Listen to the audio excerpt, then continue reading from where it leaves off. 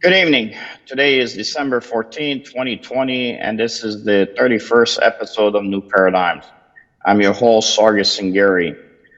For our viewers, I know you're waiting today for a second part of our discussion with Bobby Pitton in order to discuss what was going to happen with the breakdown of the election numbers in my specific district and also in Illinois when it came to our senatorial runs by Mark Curran. However, with that said, given the fact that today the electors met in order to decide who's going to be the next president of the United States, I wanted to bring back one of my good friends, David Shestokas, who is also a constitutional lawyer, to be able to discuss the importance of this year's elections. Before we begin talking to David, I do want to commend the current POTUS for what he was able to do, as today the first coronavirus vaccines were delivered and given to our healthcare workers and frontline workers in New York and have been administered now throughout the country. It was by December 7th of last year when I had actually gone to Korea because we were looking at conducting an assessment as to what was happening within the region. We knew something was happening in China. And at that time, the Congress was preoccupied with trying to impeach the current president. The House still had not sent the impeachment documents to the Senate for the trial to begin. And less than a year later, the current POTUS and the current team that was assigned by the administration was able to not only put us on a lockdown, prevent more deaths that have been occurring in the country, but we're able to generate not just one, but multiple possible vaccines that are out there now approved in order to be able to vaccinate our nation. So less than a year after we discovered the Chinese virus, which was an issue that we had to deal with when it came to the Chinese Communist Party and its operation in the Wuhan lab, which I had written about going back to April of this year, which will, if you will go to Japan Forward, you'll see my writings on why the Wuhan lab was so instrumental and the issues that we're dealing with when it comes to the coronavirus. Our nation got together under difficult circumstances with the president going through an impeachment process, coming out of it, our economy being shut down, and was able to get us to a point where today frontline healthcare workers were able to receive the first vaccine. So thank you very much, Mr. President, for what you were able to do in that capacity. And we hope that we can protect more Americans. And this should be a lesson learned for our nation as we go forward on how we need to approach possible future global pandemics that may strike us at any given time. With that said, David, I want to welcome you here today with us and get your take a little bit on the virus before we begin talking about the Electoral College. Well, I know we are scheduled to talk about the Electoral College. What you talked about regarding the president and the achievement of the delivery of the first vaccines today, I think is extremely special, because this was a fellow that was able to understand. He understands the production of things and was able to harness the American private sector to come about and pour in all the resources that were necessary to come up with something. These things typically take years and years and years to develop. But what they were able to do by focusing by public-private government partnership was just fantastic. And it was the leadership of the president that was able to bring this through. Obviously, the scientists and the breakthroughs that are always come out of America, it seems. Certainly that's key. But to be able to recognize the resources we have, put them together, draw them together, and get them to cooperate with one another, and in a certain extent to compete with one another. That's one of the good things about America is competition, and to have them compete with one another. I think that was an understanding of the business world that President Trump brings to the office, and that was instrumental in having this vaccine come so fast. No, he did a wonderful job, and like I said, I mean, just less than a year ago, I was in Korea. We were looking at an assessment on 7th December, and then fast forward to where we are coming back. We had just in January pulled almost 1,000 people out of Mission China. So we knew something bad was about to hit our country, and look where we are now. And we went through an impeachment process. We went through all the maturations of the internal fights between political parties. We went through an election, and look where we are here today. As much as we're moving forward, on 20 January, we're going to have a president of the United States. I know it's still in contentions as to who would be that individual, but I do know that today we had the electors meet. Explain to me a little bit, David, because the people are out there don't understand the process. So today the electors met, but at the same time, you had in the contested races, which span the states that you have been looking at, Pennsylvania being one of them, Michigan now, which is very critical. What happened where you had individuals also be assigned to go forward, and possibly on 6th January, you'll have dual slates. One is going to be for Biden, the other one is going to be for President Trump, and the decision will be made at the Senate as to who is going to get the casting vote. Could you please explain that? I know historically this has not happened the first time. We've had this issue going back to a historical election that we had in our country before. So if you could explain that a little bit to our viewers, much appreciated.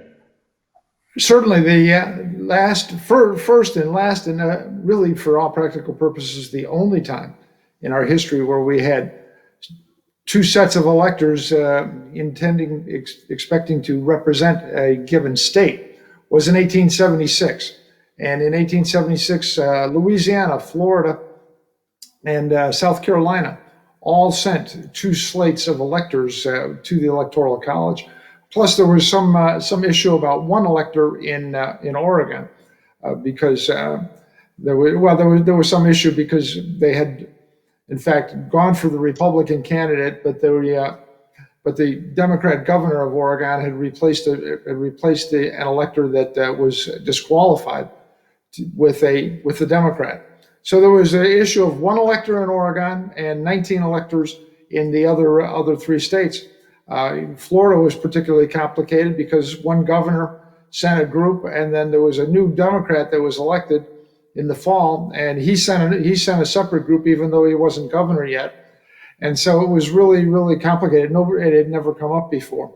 And so that happened, and it went on for, we think we've gone on a little bit over 30 days now, about 35 days. And they were actually, this whole thing in 1876 strung out till March the 3rd of 1877, because March 4th was when the new president's term of office began in those days. And so it went on to about 24 hours before the new president was going to be selected. They did some complicated things, and ultimately all 20 of those contested votes got decided by a congressional commission, and they all went to the Republican candidate, Rutherford B. Hayes. And that's how Rutherford B. Hayes became president. They actually cut a deal, a strange deal. Sam Tilden was the Democrat candidate, and Mr. Tilden had, in fact, won the popular vote. But they made a deal that said if in fact you're Mr. Hayes, if you're going to take out the Union troops that were still occupying the South some 12 years after the end of the Civil War, then we'll go ahead and vote and make you president. And so that was the deal that Rutherford Burchard Hayes cut, and that's how they disposed of those 20 electors, and they gave them to Hayes. He won by 185 to 184. He won by one elector. In the aftermath of that, Congress passed a law. Go ahead. Sorry. No, I'm sorry to interrupt you, but I wanted to clarify there that in that deal, though, the Reconstruction troops were pulled out. So the Democrats who did not like the Reconstruction troops being in the South finally were able to find a way to push him out. In this case, the Republicans got the White House.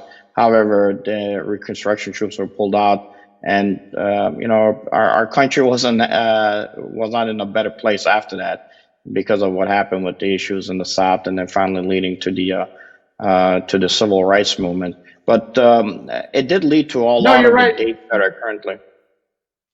You're right about that. One of the terrible things about that was that the Union troops had in fact secured and protected the rights to vote for the newly freed black male citizens in those days, and as a result, most of the governments in the South were in fact biracial at that particular point in time. The Union troops left, and the Democrats took control, and they passed all kinds of things, poll taxes and literacy tests, and all kinds of situations that made it very difficult for the newly freed slaves to vote. And that's how the Democrats became in control of the South for the next till probably Richard Nixon, probably about almost 80 some odd years. But in regarding today, in the aftermath of what happened in 1876, they passed the Electoral Voting Act, and that is what we're laboring under today in this situation. That's the law that is in place that sets the rules for counting electoral votes, and that brings us to some of the things that happen today, as you mentioned, in Pennsylvania, Michigan, Wisconsin, Arizona, best by knowledge, Nevada as well, and from what I understand, Georgia intends to. The No, they all have, Republican side. David, just so you know. Yeah, let me, Okay. it's Pennsylvania, Georgia, Michigan, Wisconsin, Arizona, Nevada, and New Mexico all had GOP electors cast votes for President Trump to keep the legal options alive. Now, I know we're talking about it. You and me have a pretty good understanding. Our viewers get confused because the news reports that Biden is now currently the president-elect, given how many votes he has gotten, as far as electors are concerned. So they don't understand what the dual process means. How is it possible that you have individuals that are now in these contested states only going forward with being the individuals who are going to cast a vote for President Trump to be the next president of the United States, while you have the numbers reporting that officially Biden is the person who has received the delegates. So if you could explain that a little bit much more clear for our audience. Yes, there's a variety of other provisions of the Electoral Act of 1877. Among them has to do with something called a safe harbor, and there's some rules that if this, then that. But the basic rule that it comes into play at the moment when there are two sets of delegates that are competing to be the electoral vote for a particular state, the decision really actually comes down to Congress, and and there's guidance in that act, but of course that act was passed by Congress, so Congress doesn't really have to pay any attention. Congress can do as they will. And right now, as it stands, if there's one member of the House and one member of the Senate, and they just that they're going to contest the electoral votes of a particular state, then each of those houses adjourn to their own house, the Senate to the Senate, the House to the Senate, or the House to the House chambers, and then they have 2 hours worth of debate, and then they vote as to whether or not they're going to accept, or in this case, which slate they're going to object, or which slate they're going to accept.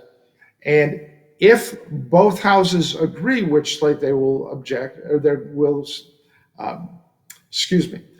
accept, then in fact those votes will be counted for whomever the candidate is. The odds of that happening are not very high, because it's likely that the House will vote for the Biden slate, and it's likely that the Senate will vote for the Trump slate. Trump slate.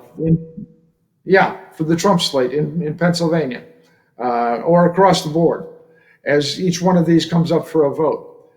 And if that happens, the general thinking is, and this has never been put to a test, of course, but if they don't agree, then no electoral votes count for that particular state. In which case, each time there's fewer and fewer votes, it makes it much more difficult for either the president or Mr. Biden to come to what now is 270, because the Constitution says the person that will be elected by the Electoral College is the person that receives the majority of the vote of the electors appointed. And each state will have appointed enough votes, 530, they'll have appointed 538, and that includes 3 from the District of Columbia. And each one of them will have appointed that total of 538. The fact that they're rejected, I don't think, gets rid of the fact that they were appointed. And so somebody will still need 270. And if you take away, I haven't counted, I don't know if you had counted what those 6 or 7 states mean, but if you count them, if you get rid of them, nobody's going to make 270. Yeah. So nobody makes 270 come January 6th. Well, not January 6th, I guess. I should say, the only date officially on the books by the Constitution, not what we're talking about, which it came out of the compromise that was made because of what happened in the 1876 election. All these other dates that we talk about, to include what happened today, what's going to happen on January 6th, when the Congress is going to receive these electors, none of that matters. Really, the only date on the book is really January 20th by the Constitution. That's the day the president's term ends. And actually, 12 o'clock Eastern time is actually, if you're going to be more specific about it, is the exact time. So that's the only date that really matters. All these other things are in place, though, because you got court cases pending, you got possible investigations that are still ongoing as to what has happened with this Dominion system. And I'll talk a little bit about what happened even in our district, in my district. And all these are kind of these maturations. Still, there's a lot that can happen between now and January 6th of next year that might bring to light possibilities, some more realities of the possible even foreign intervention that may have taken place in what some are saying in this year's election. I know that the DNI Director of National Intelligence will be presenting his briefing either before or on the 18th of this month, which is this week, basically, to lay out what the Chinese Communist Party, as I mentioned, being tied to the virus from the Wuhan lab, but the Chinese Communist Party and what information operational effects they had. I know that Secretary Pompeo has said there's no direct correlation between what they have done on the ground, but the information operational campaigns that they run here are very significant.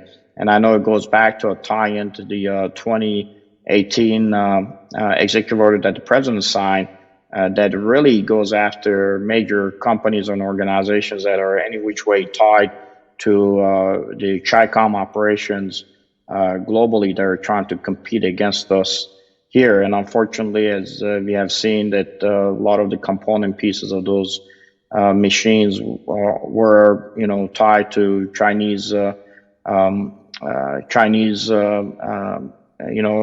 companies, which eventually, as we all know, are all tied under the Chinese Communist Party, specifically tied to the Chinese Department of Defense, for the better term, for those individuals in our audience who don't know that, what their structure of the Chinese government is. So there's a lot to be done. So if I'm waking up tomorrow, I'm reading the newspapers, and the newspapers say that President-elect Biden has so many votes and President Trump doesn't have, that you're telling me really doesn't mean anything until it goes through the process in January, correct? That's exactly correct. And the final process that's defined constitutionally, actually, is that the Senate and House get together and they president of the Senate, in this case, Vice President Pence, then opens up the electoral votes that have been sent to him by each state. In this situation, he's likely to open up one set of votes for Pennsylvania and one set of votes or in Pennsylvania for Trump, and one set of votes of Pennsylvania for Mr. Biden. In that situation, the House and Senate will have to vote separately on that. And if they agree as to which ones they will accept, then that becomes the votes. If they don't agree on either of them, then Pennsylvania has lost its votes. And so in that situation, that's why the Pennsylvania electors went today to on both teams, if you will. They both went and voted today in the state capitol in Harrisburg. And of course, the Constitution also provides that the voting or the casting of the electoral votes takes place in each individual state capitol. It was intended in those days so that the electors didn't get together with each other and cut deals, and so that they would be voting for the best individual. And so they were protecting that. That's why they made it that they didn't all come to Washington, get together, and have a vote after they talked about everything. They wanted them to vote individually. So then, in that situation, Pennsylvania and just about anybody else, or at least anybody that has more than 11 votes, then nobody will get to 270. In which case, then the House of Representatives will choose the president, and they will choose the president by virtue of the 12th Amendment. And the way they will do that will be voting. Each state will have one vote based upon the votes of the delegation of the states. And at this moment, my understanding is that the Republicans control 27 congressional delegations, and the Democrats control 22, and there is one that is split evenly. And under that scenario, it's very, very likely that Mr. Trump would be reelected as president. So that's kind of the scenario. It's real possible that nobody will get to 270 because because not all the votes will be accepted. The House won't accept the Trump voters and Trump electors, and the Senate won't accept the Biden electors. Nobody will get to 270. The House will pick the next president, and based on the current situation in the House, then it's very, very likely that Mr. Trump will remain president. If you could explain again, because people look at it and they say, well, there's more Democrats in the House of Representatives than there are Republicans. So how is it possible that President Trump would get more of the votes when it comes to the electors to retain as the president of the United States? Can you explain that to our viewers? Sure. First of all, California is the easy one. California has 55 representatives in the House of Representatives. I don't know exactly the breakdown, but the Democrats dominate, in which case, if there's 35 Democrats and 20 Republicans, they vote, and then California determines that it will cast its one vote for Joseph Biden. So while Biden will win California 35 to 20, he only gets one vote. Montana has one representative. That representative in Montana is a Republican. He's going to cast his. No. He doesn't have anybody else, and he casts his one vote for President Trump. In which case, then Montana has one, California has one, and at the moment, the two of them are tied. When you get through going through all that, there are more delegations that are dominated by Republicans, maybe by one or two votes, not enough to offset the whole number of the whole House, but enough that they will dominate the particular delegation, and that would give the Republicans 27 delegations at last number I heard, and the Democrats 22. And from my understanding, Pennsylvania, the 18 representatives they have in Pennsylvania, there's 9 Republicans, 9 Democrats, and so that'll be tied and not count as anything. So now it doesn't matter. Go ahead. And now also for those who may not know, this is going to be done by the new incoming group of individuals who were just elected to college to Congress on November 3rd, or is going to be the old Congress? I believe the new Congress should be No, sworn in the three new days Congress prior. gets sworn in. Yeah, the Yeah. new Congress gets sworn in on January 3rd, and the counting of the electoral votes comes on January the 6th. So in fact, it is the new Congress. I'm really happy and proud. There's a gal from Georgia, Marjorie Taylor Greene, that's a friend of mine, and she has indicated that she will in fact be objecting to a number of the electoral votes and joining Congressman Mo Brooks, along with I think two or three others, and that will trigger the situation where the House and Senate have to go separate and then vote themselves for each one of their preferences. And if they split, then nobody gets the votes. And frankly, if there's a contest, which there will be a contest, it would seem to me that automatically they'll have to vote as whether they're going to accept the Trump electors from the contested states or the Biden electors from the contested states. And they're going to split the House and the Senate on that. No, that part of what I had written when I was running here in the 9th congressional district, I had written in my right up to party leadership is that you got to get individuals elected into the House of Representatives. I was, of course, making a case for me because I was running in the House of Representatives, and I said because you need to have individuals who could get there in order to be part of this process. Because I saw this coming. I'm sure others probably saw it too, but at least I wrote about it. And I wrote to party leadership and said it's vital that individuals like me and others are given support and money, which we didn't receive in Illinois from Illinois GOP, to be able to get there, to be able to be in this fight on January 6th. That would be coming in. And when I say fight, political fight, of course, I'm talking about.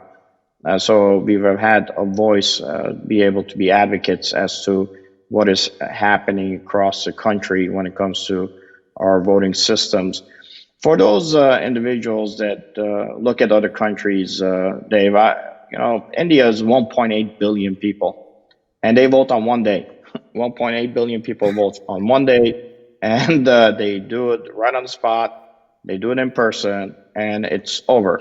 How do we get to a point where we are now spending a month in an election process with additional mail-in ballots going out, as you have dealt with it, individuals who are not even on the books, individuals voting for others, individuals who have passed away, votes are not counted, voting machines are. We found out in Michigan today that the voting machine itself was set at, I believe, 60.8% out of the tolerance range. How do we get here? Is it an issue of just our jurisprudence when it comes to how the legal system in America works? Is it possible for us to get to a point where we could be like India, where in one day 1.8 billion people vote and it's over? Or is it that once we've set a precedence, we just can't go back and change things? We certainly can go back and change things, and maybe this will be a wake-up call for the people of America to do so. It's been on this trajectory ever since the 1993 Motor Voter Act that allowed people to register to vote when they got driver's licenses, and there was no security in that registration. And while you hate to say it, the fact is that anytime the folks make something supposedly easier, they open up channels of fraud. And there's a value that the Democratic Party has always been pushing in terms of the value is that it should be easier to vote, in which case more people will vote, as opposed to the value being that the vote should be sacred and have integrity. And so we've been on this course to this month since 1993 when they did that and stopped the situation. Every extension of early voting, every extension mail-in ballots, every extension of no identification. Everything that's been done has been really for the purpose of opening up the situation to fraud.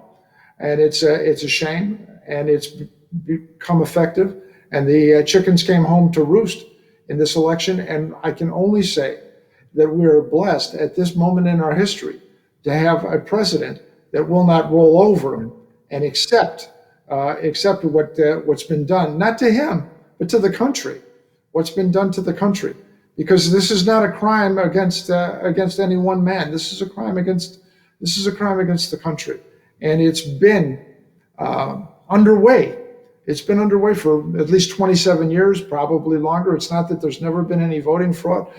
Certainly, you can ask if you ever have an opportunity years from now, depending where you go in the afterlife.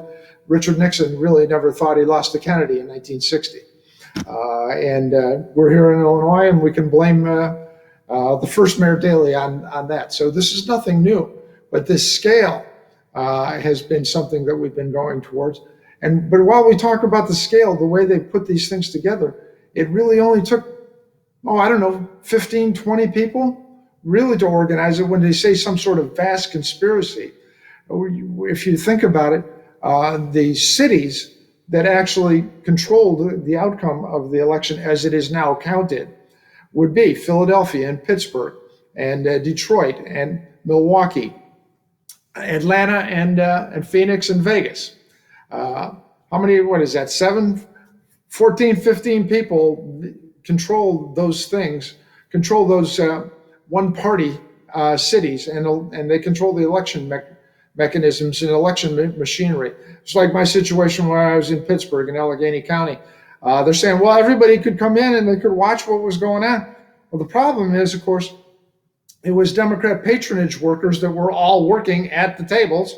And so if they didn't let the Democrat candidate people go see them, and they didn't let the Republican, they're saying they're being fair. Well, they're not being fair because their team is running things, And so this is the direction that they've been going all along.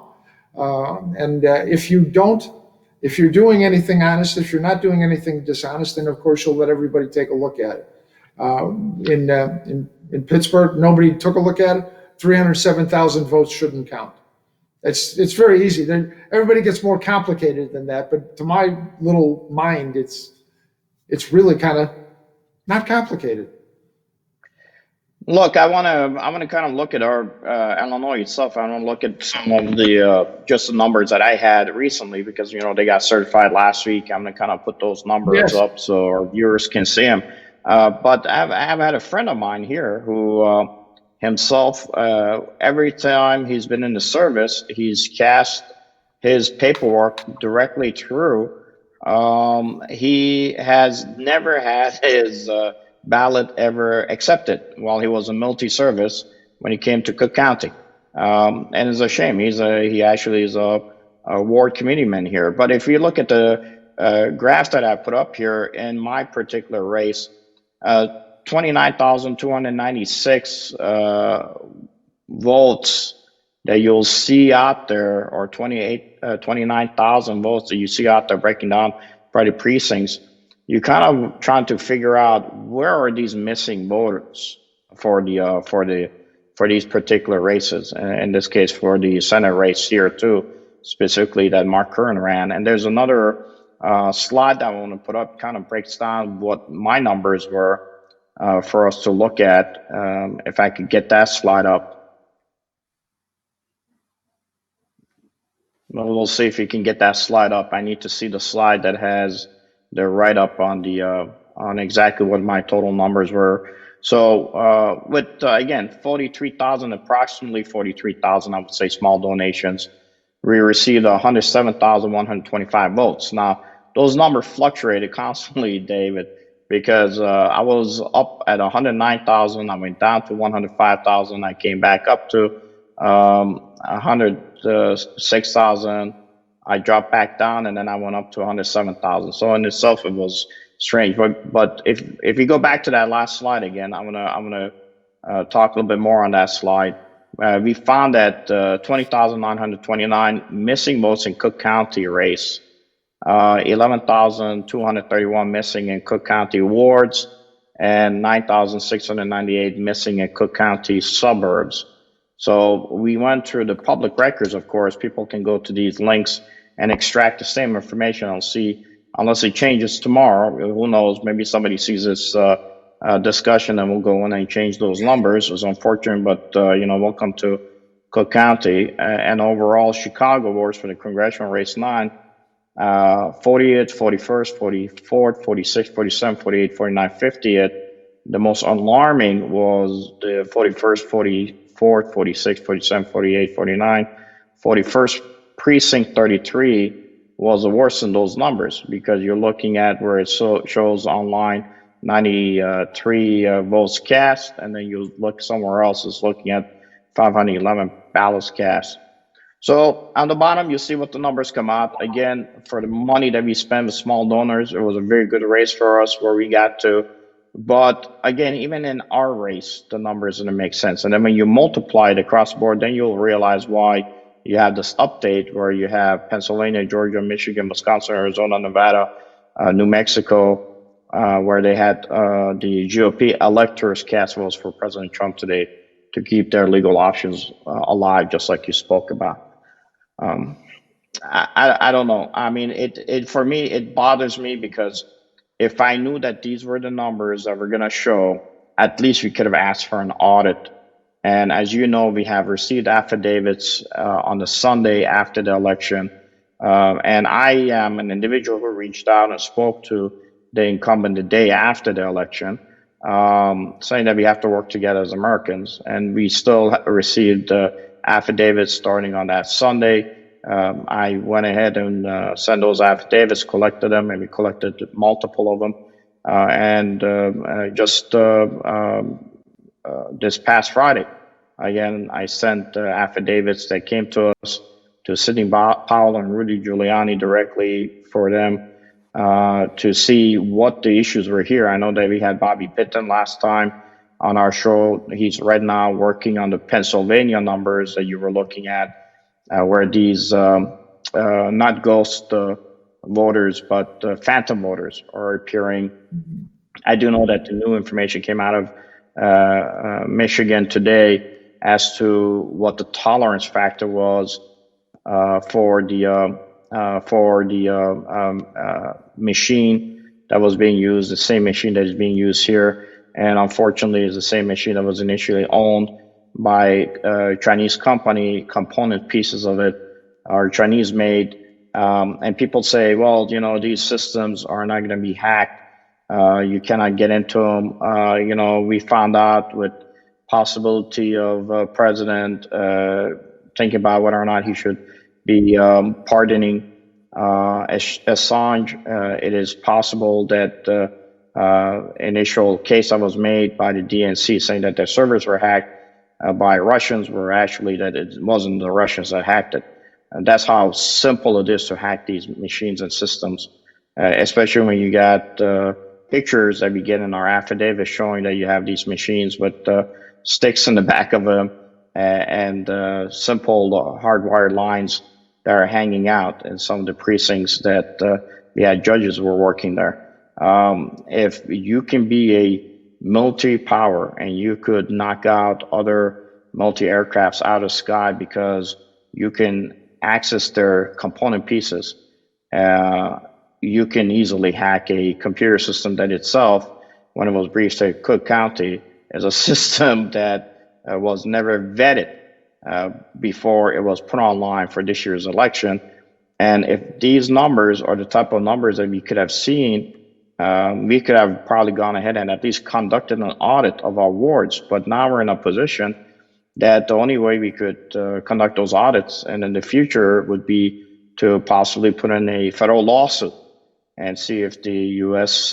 District Attorney for the Northern District will go back in and look at these numbers. And unfortunately, it puts candidates like me who want to work and move forward in a position that because of the overall way of how these systems were brought online and how the vote was cast, that we may have no option for future votes. Otherwise, you'll never have individuals trusting the American electoral process, given the fact that you have individuals who will do anything they can to stay in power and will do anything they can to control the vote using now not just the electronic methods of it, but the old machine ways, as you referred to, where Nixon really realized that he had won and Kennedy hadn't won.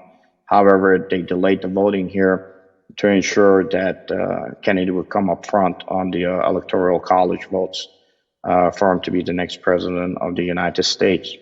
Give us a little bit more on the closeout on this, David, where we're going, and I want to cover a couple of other news stories before we finish off with our audience today.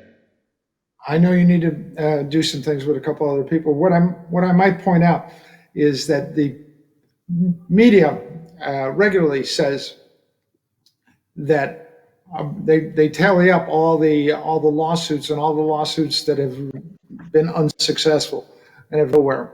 I think one needs to consider the fact that judges do not have any incentive to find something wrong with an election. Judges got to be judges because of elections. And if a judge winds up in a situation that calls into question a legitimacy of an election, then the judge is calling into question his own legitimacy and his own authority. And that's why you wind up having these judges do things like dismiss cases without ever hearing any evidence. The media keeps going on about there's no evidence, but they haven't tracked these cases and watched the judges dismiss them. Like the Supreme Court, when they decided not to hear anything from Texas, they said, well, standing, right? Which was just obscene and absurd. And so you have to take the judicial actions on this activity with a grain of salt. And I think people have to call into question and understand, how did judges get to be judges? They're political animals as well. You'd like to think that they're not, and everybody talks about it as they're not. But this is the problem. That's the problem you face when you talk about a federal lawsuit and things like that. These aren't the kind of things that get to a jury. If you would have a jury decide, you'd get what you wanted, right? But you wind up with a judge that has gone through, achieved his spot because of politics. He doesn't want to call into question the whole system, which is what this does. This calls into question the legitimacy of the whole question, and that's why each and every judge goes around throwing these things out, not paying attention, save for this very, very brave and courageous and patriotic judge up in small little town in a small little county in northern Michigan called Antrim. You mentioned the things that we learned today about the Dominion voting systems, and we learned those today because there was one judge that had the courage to stand up and say, no, there's something wrong. And we need to release that information and to release it so we know that these were the issues with it. Look, if I had gone through the process of taking an affidavit, walking that individual with a hearing with the election board, and then the election board first would kick it to the Secretary of State here. Well, the Secretary of State in Cook County here, where I would be going back to Kim Foxx. Kim Foxx herself got the votes from the same numbers that I'm showing here, that are these votes that we can't count for, and phantom voters. If she opens up a discovery into the process of how is it possible that, in this case, Colonel Sangari in Cook County may not have had the count correctly, she's opening up the numbers on herself. Then they would have to look into her numbers, which are possibly those 92,000 were some of the numbers that voted for her during the election. So you can't even go through a process when you have set up the process in a way where the individuals that are supposed to be doing the due diligence to ensure that the laws are upheld are themselves compromised. They're compromised at every given level because the reason they're in their position is because of how the numbers flipped here in a case to keep them in their seats possibly. So, I mean, this becomes an issue. And as you said, by the constitutional requirement, when I was asked, I said, well, the Supreme Court has to listen to it because it's constitutionally mandated. And when the Supreme Court says, well, we're not going to listen to it. Then you sit back, and even Dershowitz himself, who is not an individual who really would get These into guys the support the minutia president. on.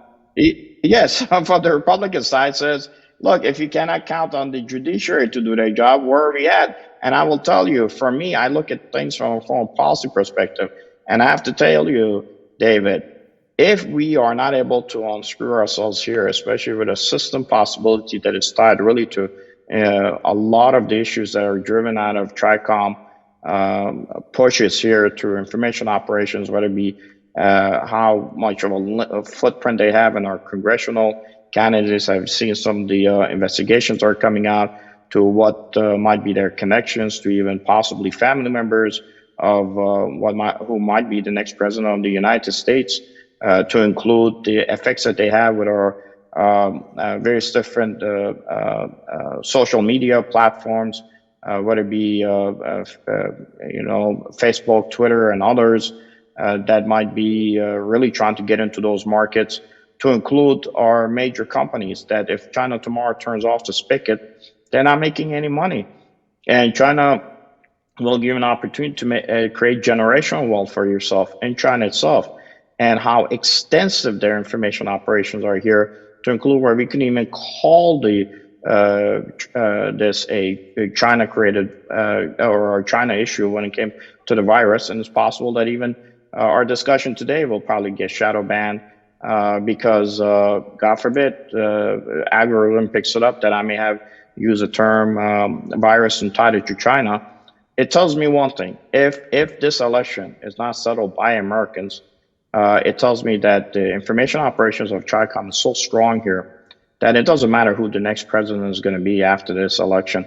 It could be a Republican 4 years from now if the Democratic president-elect is in his place, and it doesn't matter if he might be beholden to them and the next one might not be. It tells me one thing: that China has been able to, through our schools, through our educational institutions, through our congressional ties, through our businesses, be able to get into our decision-making cycle, and is able to, through its propagation of the ability to control these news conglomerates, to be able to force its wants and desires as to how it hedges its future plans when it comes to, as it has said, global dominance on the economic and military side.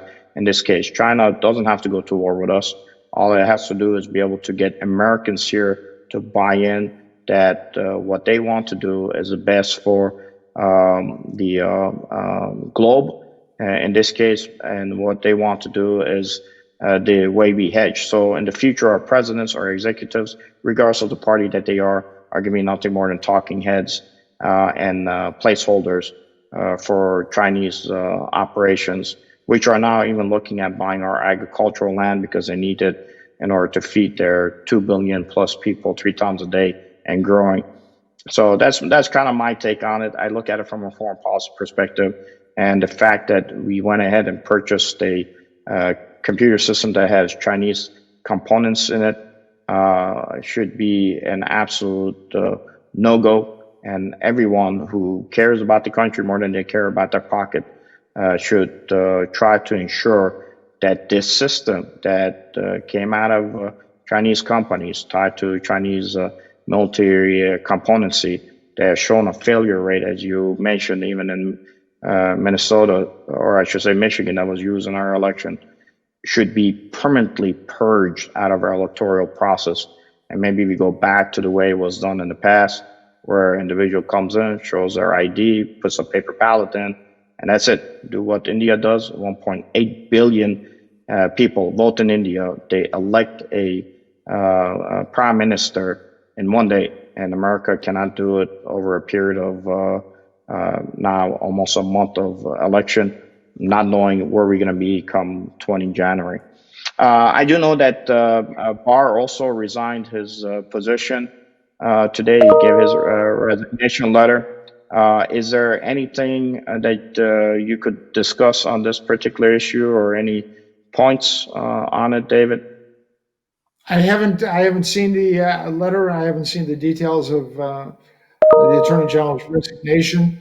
I would suggest that the Attorney General has been awfully slow in prosecuting things about which pretty much everybody knows regarding misuse of the courts, misuse of FISA misrepresentation. There are things that the public record would be sufficient to convict any number of people on very, very serious things that undermine the country. And I would only say that certainly the Attorney General has been very, very slow, been dangling this Durham investigation out in front of us for a long time, and yet come up with one minor attorney in the Justice Department that changed an email. This is so. I can't say that I'm particularly sorry to see him go. I don't know what the meaning of it is. I don't know what he'll dispose of it. But certainly, after what appeared to be a great start, the Attorney General has turned out to be a big disappointment.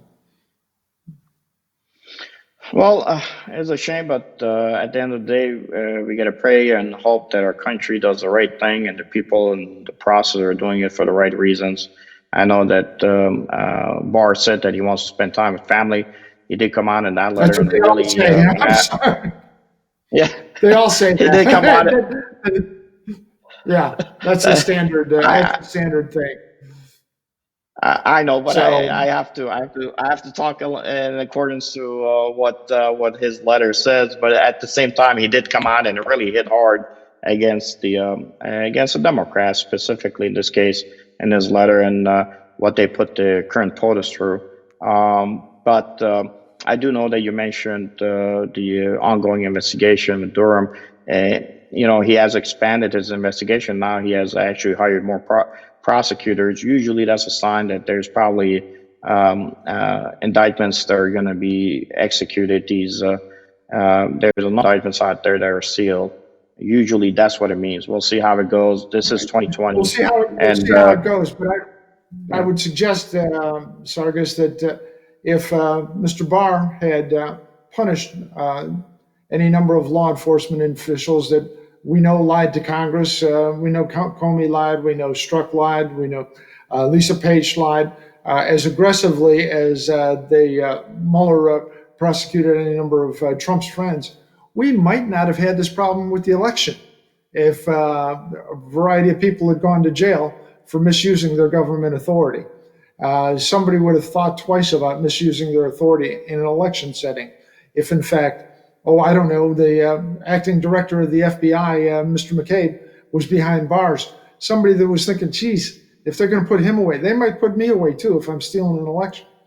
I'm sorry to say, but there's a deterrent factor when people prosecute things, and it's and there are things that are slam dunks, if you will, that are easy to prosecute. Their evidence is in the public domain, and so why they wouldn't do it, I don't know. Why? Just because like I said, one minor attorney in the Justice Department for screwing up an email. And what he did was important on the email. It was in regards to the General Flynn matter, and what he did was very important. But be that as it may, it shouldn't have stopped there. It should have just started there. And this is a shame. And when the law enforcement officials don't enforce the law, they breed disrespect for the law. They inviting things like this election. So I'm sorry, but I have no particular love lost for Attorney General Barr. It's great that he came back after a long time to serve again. Maybe he shouldn't have. So that's very. And I know you got to go, or you got some other things to do. I'm just going to tell you that I got this sweatshirt, Mount Rushmore, on the 3rd of July when I saw the president at Mount Rushmore. And I've seen the president now 8 times, and only once did he come on the stage with "Hail to the Chief" being played. And I go, wow, this is really weird. And then I realized that he directed "Hail to the Chief" to be played for Lincoln and Washington and Jefferson and Teddy Roosevelt. He didn't have Hail to the Chief played for himself. People so often misstate, misrepresent, and miss this president. Like I said, I've been in a situation 8 times, and 1 time I saw Hail to the Chief. He doesn't do aggrandizement things. And so that's where this shirt comes from. It was Mount Rushmore. And just in case anybody thinks I'm too casual here today, the baseball cap actually is Judicial Watch, with whom I'm working to sue the Illinois State Board of Elections. So there's some meaning to both the shirt and the hat. With that, Sargis, I know you've got some other things that you want to talk about. So.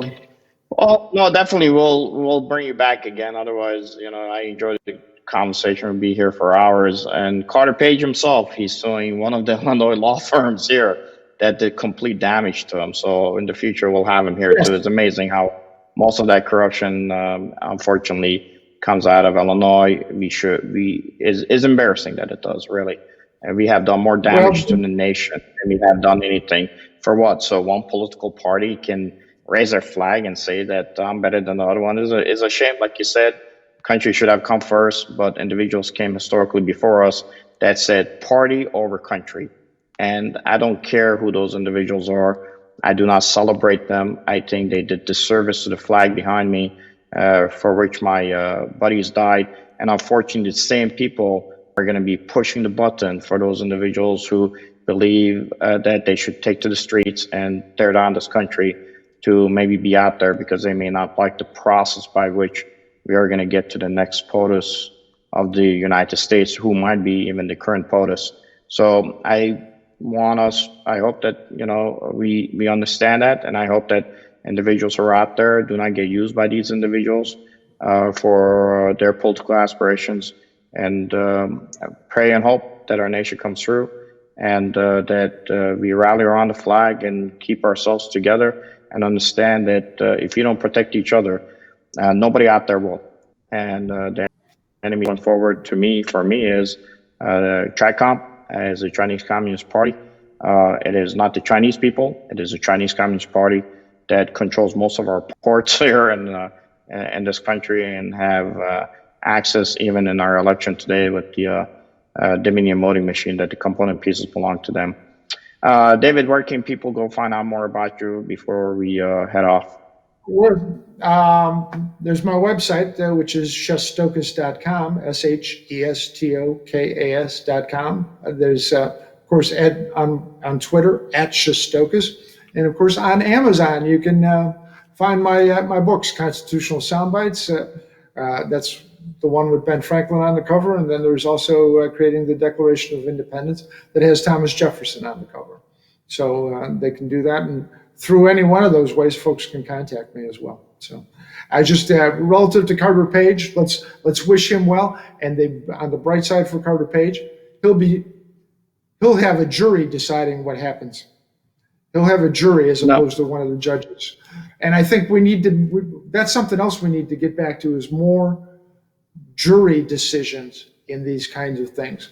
I think that that was one of the greatest inventions ever done way back with the Magna Carta. But Thomas Jefferson indicated that the jury system was the one singular defense against an overbearing government.